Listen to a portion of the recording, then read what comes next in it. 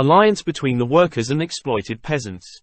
A letter to Pravda. Today, Saturday, November 18, in the course of a speech I made at the Peasants' Congress, I was publicly asked a question to which I forthwith replied. It is essential that this question and my reply should immediately be made known to all the reading public, for while formally speaking only in my own name, I was actually speaking in the name of the whole Bolshevik party. The matter was the following.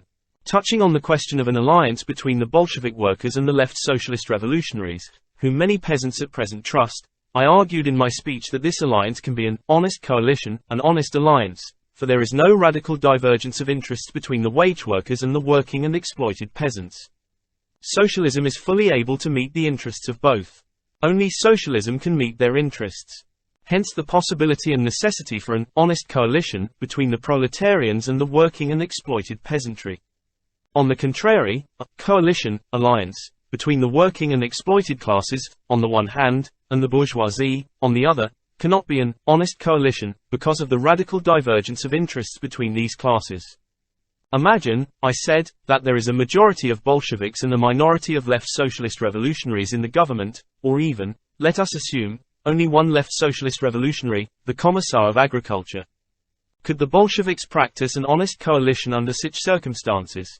They could, for, while they are irreconcilable in their fight against the counter-revolutionary elements, including the right socialist revolutionary and the defensist elements, the Bolsheviks would be obliged to abstain from voting on questions which concern purely socialist revolutionary points in the land program approved by the Second All-Russia Congress of Soviets. Such, for instance, would be the point on equal land tenure and the redistribution of land among the small holders. By abstaining from voting on such a point, the Bolsheviks would not be changing their program in the slightest. For, given the victory of socialism, workers' control over the factories, to be followed by their expropriation, the nationalization of the banks, and the creation of a supreme economic council for the regulation of the entire economic life of the country, given that the workers would be obliged to agree to the transitional measures proposed by the small working and exploited peasants, provided such measures were not detrimental to the cause of socialism. Even Kautsky, when he was still a Marxist, 1899L909, frequently admitted, L said, that the measures of transition to socialism cannot be identical in countries with large-scale and those with small-scale farming.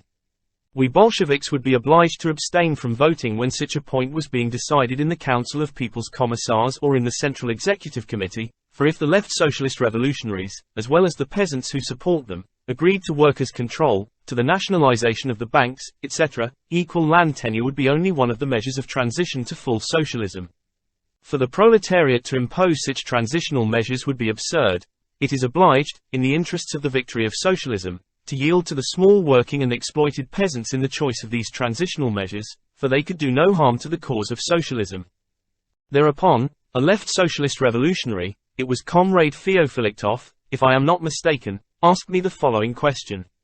How would the Bolsheviks act if in the Constituent Assembly the peasants wanted to pass a law on equal land tenure, while the bourgeoisie were opposed to the peasants and the decision depended on the Bolsheviks? I replied, under such circumstances, when the cause of socialism would be ensured by the introduction of workers' control, the nationalization of the banks, etc., the alliance between the workers and the working and exploited peasants would make it obligatory for the party of the proletariat to vote for the peasants and against the bourgeoisie. The Bolsheviks, in my opinion, would be entitled when the vote was being taken to make a declaration of dissent, to place on record their non-agreement, etc., but to abstain from voting under such circumstances would be to betray their allies in the fight for socialism because of a difference with them on a partial issue.